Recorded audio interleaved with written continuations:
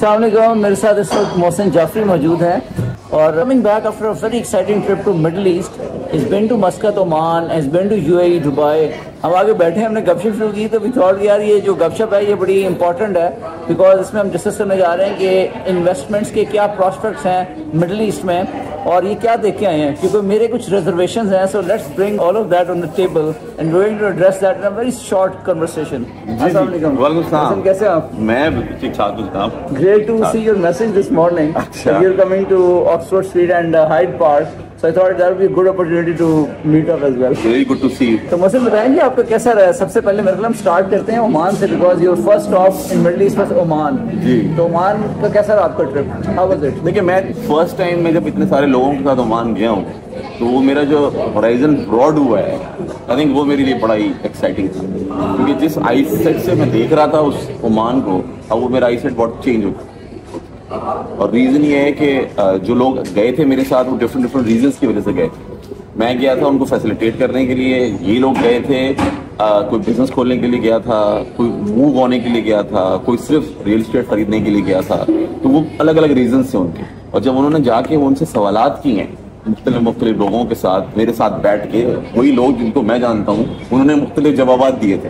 तो I think वो मेरे लिए बड़ा एक्साइटिंग था कि वो जो होराइजन 360 डिग्री हुआ है ना वहाँ जाके लोगों के साथ, तो उसमें हमें काफ़ी सारी बातों का ऐसा पता चला जो कि प्रॉब्ली हमने इतनी बारीकियों से पहले देखी नहीं। खासकर जो एक इम्पॉर्टेंट बात जो निकल के बार बार आती थी वो यही आती थी कि यार ये लोग अच्छे हैं तो क्यों हैं अच्छे।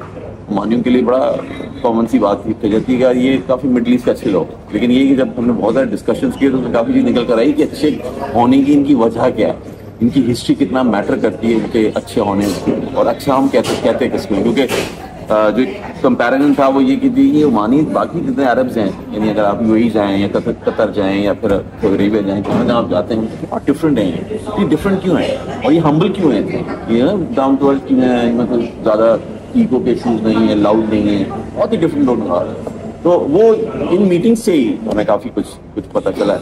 आई थिंक तो ये बड़ा इंटरेस्टिंग था कि बहुत सारी बातों की बारीकियों में हम गए, और दूसरे ये कि कोशिश ये की है कि ट्रुथ निकले। अच्छा, ये बताएंगे आपने जो ओमान माशाल्लाह आप उसको देख रहे होते हैं इन्वेस्टमेंट एंगल से, तो is this a good time to invest in Oman? If it is तो फिर क्या 3 फैक्टर्स मुझे ऐसे बताएंगे, why do you see it like this? यार देखें, जो वाई होता है ना, आप भी वाई की बात करते हैं तो मैं अभी वही बात करूंगा कि जो वाई होता है वो सबसे इम्पोर्टेंट होता है। मैंने पूरा जीसीसी स्टडी किया है, काम भी काफ़ी अर्से से कर रहे हैं, 10-12 सालों से हम जीसीसी में काम कर रहे हैं, और जब उसको स्टडी किया, वहाँ काम किया, और वहाँ पे जो हमारे पास एक केस स्टडी खड़ी हुई है वो दुबई की खड़ी है ना, और दुबई का सबसे इम्पोर्टेंट सवाल ये है कि क्यों दुबई ने क्यों किया, और वो फंडामेंटल क्वेश्चन का जो जवाब है वो ये कि उनके पास कुछ नहीं था, उनके पास कोई चॉइस ही नहीं थी, और जब चॉइस नहीं थी तो उस चॉइस को क्रिएट करने के लिए उन्होंने इतना बड़ा दुबई खड़ा कर दिया। अब यही सिमिलर सिचुएशन जो है ओमान की, ओमान के बाद भी अब चॉइस नहीं, क्योंकि जब पिछले 10 सालों में सुल्तान काबूस को कैंसर था, उनके जो लास्ट सुल्तान थे, तो तकरीबन 4-5 साल वो मुल्क से बाहर है, और उस पीरियड के अंदर उस मुल्क को लोन लेना पड़ा IMF से, क्योंकि पेट्रोल प्राइसेस गिरी थी 2014-15 के अंदर, और जब वो लोन पे गए तो इतना शदीद लोन पे चले गए कि GDP टू लोन रेशियो 80% तक पहुंच गया था 2020 तक। अब जब नए सुल्तान आते हैं और पुराने सुल्तान की डेथ होती है तो नए सुल्तान को तोहफे में एक IMF ज़्यादा ओमान मिलता है, और बहुत ही प्यारा तोहफा कोविड का मिल जाता है।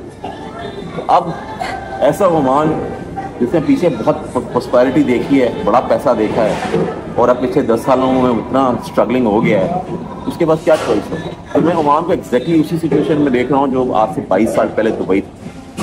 एक डिफरेंस है, वो डिफरेंस ये है कि दुबई जो अब तक कर चुका है और जो मोमेंटम क्रिएट कर चुका है उसका कंपैरिजन ओमान में नहीं होगा, क्योंकि ओमान अपनी एक सक्सेस स्टोरी बहुत डिफरेंटली क्रिएट करेगा। तो अगर हम ओमान को दुबई से इस पॉइंट ऑफ व्यू से कंपेयर करेंगे कि ओमान भी उसी तरह से बन जाएगा जैसे दुबई है, तो ये तो सवाल ही नहीं पैदा होता, क्योंकि जो लोग दुबई के हैं वो बहुत डिफरेंट हैं और ओमानी जो हैं वो बहुत डिफरेंट हैं, और सक्सेस की कोई एक फार्मूला नहीं होता, और सक्सेस की डेफिनेशन नहीं होता। आई थिंक ये फंडामेंटल रीज़न है ओमान को देखने का, नंबर 1। और बाकी जो 3 बातें आपने की कि अगर 3 चीज़ें देखी जाए, तो नंबर 1 तो सबसे इम्पोर्टेंट बात किसी भी जगह की लोग होते हैं, जाके एक्सप्लोर करें कि ओमानी अच्छे हैं और क्यों अच्छे हैं, नंबर 1। नंबर 2, ओमान बहुत ही अर्ली स्टेज के ऊपर है, तो उनको ये पता है कि हम जो है वो इतने एक्सपेंसिव नहीं हो सकते, इतने महंगे नहीं हो सकते कि लोग हमें जो है वो इतनी पैसे की वैल्यू दें। तो इस वक्त जो प्राइसेस हैं वो बहुत लो है, बहुत अर्ली स्टेज है, अर्ली बर्ड अपॉर्चुनिटीज है और बहुत ही लो प्राइसेस। नंबर 2 और नंबर 3, वो यहाँ पे आपको कह रहे हैं लाइफ टाइम रेजिडेंसीज का। यहाँ पे अगर आप प्रॉपर्टीज देते हैं तो जब तक वो प्रॉपर्टी आप होल्ड करेंगे तब तक वो रेजिडेंसीज लगी। आई थिंक 3 बड़े रीजंस हैं ओमान को। एक्सीलेंट। तो जब आप ओमान गए और उसके बाद भी आपने सारा ऑन द ग्राउंड चीज़ें देखी हैं, तो जो लोग आपके साथ गए थे, what is the outcome of for them as well, what they wanted to see, और जो उनका इम्प्रेशन है आफ्टर विजिटिंग वो कैसा रहा? वैसे तो ऑनेस्टली ये जवाब जो है अगर वो लोग दें तो ज़्यादा बेहतर है। उन्होंने कोई फीडबैक दिया आपको? वो दरअसल एक वो बन रही है, हमारी वीडियो बन रही है, क्योंकि मेरे साथ जो एक साहब गए तो उन्होंने पूरी कवरेज दी है उसकी, और वो वीडियो बहुत जल्द आएगी तो मैं फिर आप लोगों के साथ शेयर भी कर लूंगा।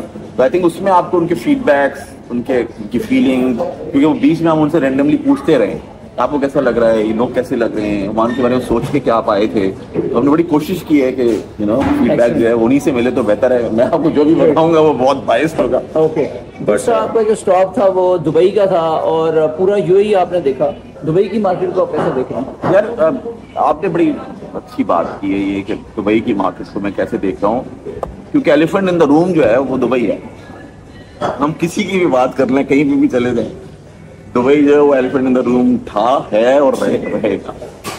अब सिलसिला ये इस एलिफेंट ने जो है ना, ये बाकी अपने जो भाई बहन है ना, इनको भी जमा कर लिया है अपने साथ। मैं ये सोच के गया था कि जो दुबई का बबल और ये पीक, और पहले चढ़ा और फिर गिरा और फिर चढ़ा और फिर गिरा और फिर गिरेगा, ये फिर वो गलती करेंगे ये वो। आई थिंक वो मेरा काफ़ी हद तक चेंज हुआ है, क्योंकि जब मैं वहाँ गया और मुख्तलिफ लोगों से मिला, डेवलपर से मुलाकात हुई, इन्वेस्टर से मुलाकात हुई, मेरे ऐसे लोगों से मुलाकात हुई जिन्होंने बेलगरावी के अंदर 20-20 मिलियन के मेंशन खरीदे हुए हैं। वर्ल्ड आइलैंड दुबई ने लॉन्च किया हुआ है, उसके अंदर उन्होंने आइलैंड्स खरीदे हुए हैं। और उनसे जब बातचीत की और फिर साथ में ऑब्वियसली रिसर्च का काफ़ी शौक है, तो ये कि बहुत सारी बातें ऐसी दिखी जो कि मैं भी आप इस वीडियो में तो नहीं बताऊंगा बहुत सारी बातें, क्योंकि अभी मैं रिसर्च उसकी कर रहा हूँ।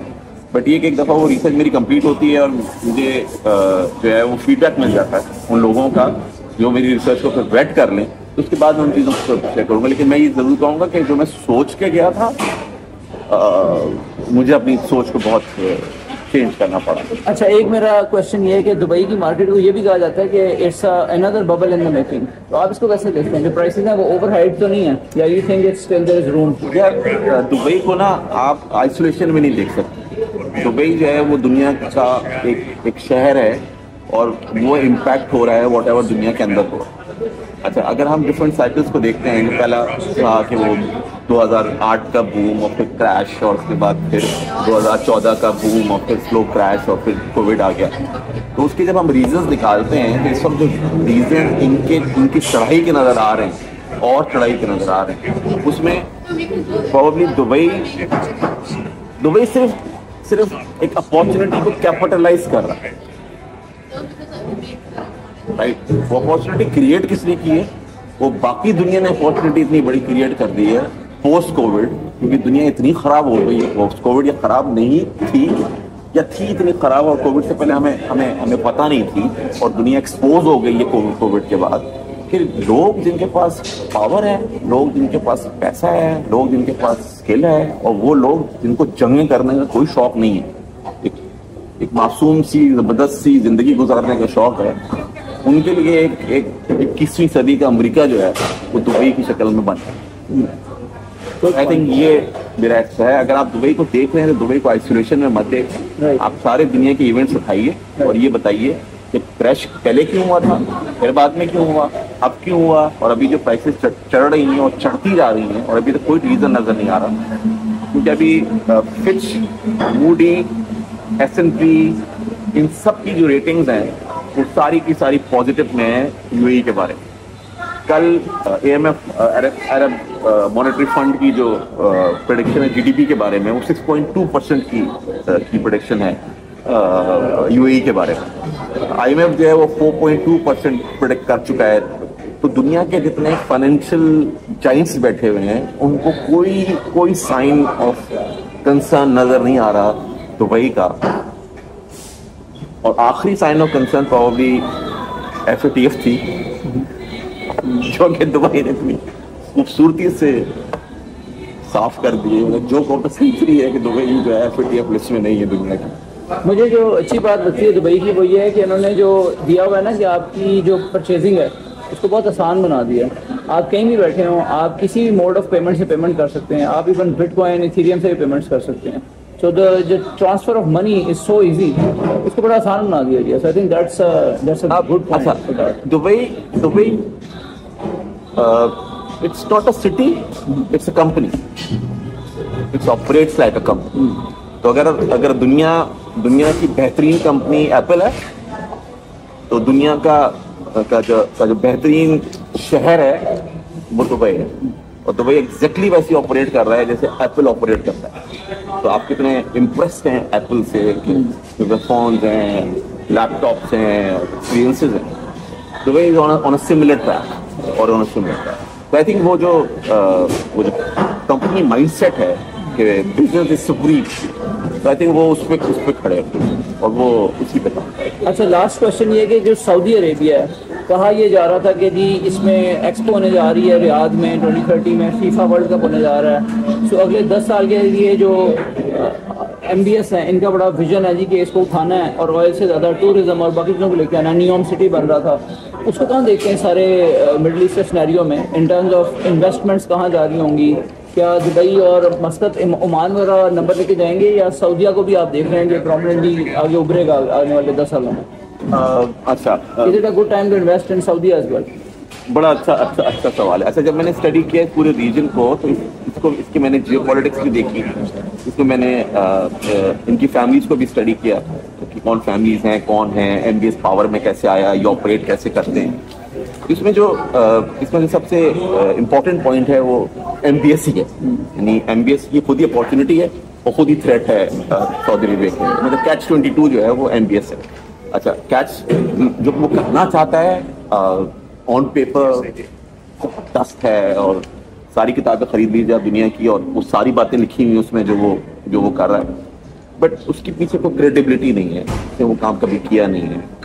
वो सोसाइटी जिसको वो चेंज करने की कोशिश कर रहा है, ना सिर्फ बिजनेस पॉइंट ऑफ व्यू से, the way they operate, in terms of structure point of view, in terms of religion point of view. तो इतने पेंडोरा बॉक्सेस उस कंट्री के अंदर खुले हुए हैं कि सारे के पतवारे पेंडोरा बॉक्स हवा में इस वक्त हैं सारे के सारे। और इस केओस के अंदर आपकी जो प्लानिंग हुई हुई है वो 2017-18 की हुई हुई है, आपकी जो बजटिंग हुई हुई है वो 2017-18 की हुई हुई है।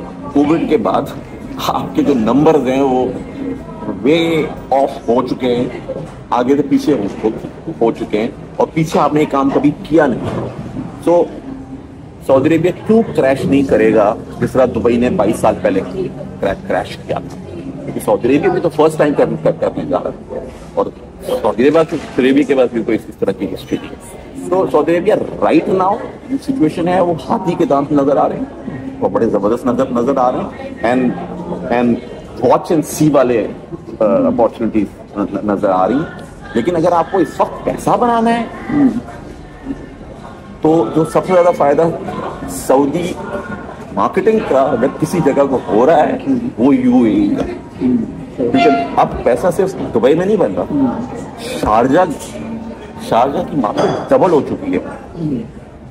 यानी 2022 के अंदर इन्होंने फ्री होल्ड प्रॉपर्टीज लॉन्च की थी और इस वक्त प्राइसेस डबल है। जो 6.5 लाख का जो अपार्टमेंट दरम का लॉन्च किया था वो 1.3 मिलियन के ऊपर खड़ा हुआ है। शारजा इसको कोई लिफ्ट नहीं करा था।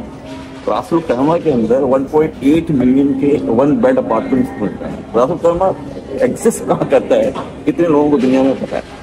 अबू धाबी शदीद इन्वेस्टमेंट कर रहा है अपने सारे यास आइलैंड्स के ऊपर, रहीम आइलैंड्स के ऊपर सब। तो इस वक्त अगर आप इस वक्त के हिसाब से देख रहे हैं प्रेजेंट के अंदर 2-3 सालों में क्या कुछ करना है तो UAE को।